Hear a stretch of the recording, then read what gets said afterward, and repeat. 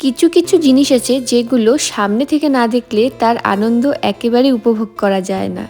Hi everyone, আমি চিত্রা। আমার আরও একটি নতুন ভিডিওতে তোমাদের সবাইকে ওয়েলকাম। প্রায় 6টা বাজে, তখন আমি ঘুম থেকে উঠে গিয়েছি। সবার প্রথমে নিজের ঘরটা সুন্দর করে ঝাঁট দিয়ে তারপর বাইরে চলে গিয়েছিলাম কাজ করার জন্য। তো তারপর দেখো, ফ্রিজ থেকে কাল মাছ এনেছিল, যেটা আমি বের করে ভিজিয়ে রাখলাম। তারপর বাইরে যে পাতাগুলো পড়েছিল সেগুলো সুন্দর করে জোগাড় করে রাখছি। আর এই পাতাগুলো জানো তো আমরা ফেলি না, এগুলো পচিয়ে সার হয়। তারপর আগের দিন রাতে এরকম ঝড় হয়েছে যে গাছগুলো সব পড়ে গিয়েছিল। ঠাকুরের জন্য ফুল তুলে তারপর বাসন ধুয়ে চলে আসলাম রান্নাঘরে। সকালে কেন উঠেছি অবশ্যই বলছি।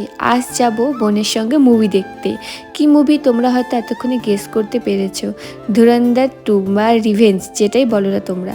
তো এই মাছটা আর ডালটা আমি করব, বাকিটা দিদি করবে। তো দেখো, সম্পূর্ণ রান্না করে তারপর আমি চলে গেলাম ঠাকুর দিতে। আর আজকে তোমাদের সঙ্গে পুরোপুরি আমি শেয়ার করতে পারি ঠাকুর দেওয়াটা, কারণ লেট হয়ে যাচ্ছিলো। তারপর দেখো, রেডি হয়ে চলে গেলাম বোনের বাড়িতে। আমি, বোন আর আরেকজন যাবো, আরেকটা বোন মিলে। তো বোনের বাড়ি গিয়ে আমি ড্রেসটা চেঞ্জ করে নিলাম, কারণ আমার এই টপটা ওই বাড়িতে ছিল। আর তোমাদের বলে বোঝাতে পারবো না, মুভিটা জাস্ট ওয়াও, বলার মতো না। মোবাইলে তো সবসময় তোমরা দেখো, তবে বলবো একবার থিয়েটারে গিয়ে দেখো, তোমাদের জাস্ট ওয়াও লাগবে মুভিটা। তারপর মুভি দেখতে দেখতে হাফ আমাদের ব্রেক দিল, তখন আমরা চলে গেলাম একটু ওয়াশরুম, যে ফ্রেশ হবে বা যার যেটা নেওয়ার হবে তার জন্য চলে গেলাম। আর প্রচুর ভিড় হয়েছিল, একটা সিট পর্যন্ত খালি ছিল না। তারপর আবার চলে আসলাম, আমাদের শো শুরু হয়ে গেল। দেখতে দেখতে প্রায় শেষ হয়ে গেল। 4 ঘন্টার মুভি, কখন যে টাইম কেটে গেল কিছুই বুঝতে পারলাম না।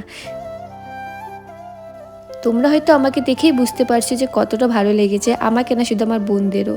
তো বোন আমাকে বলেছিল আগের দিন যে যাবে কি না।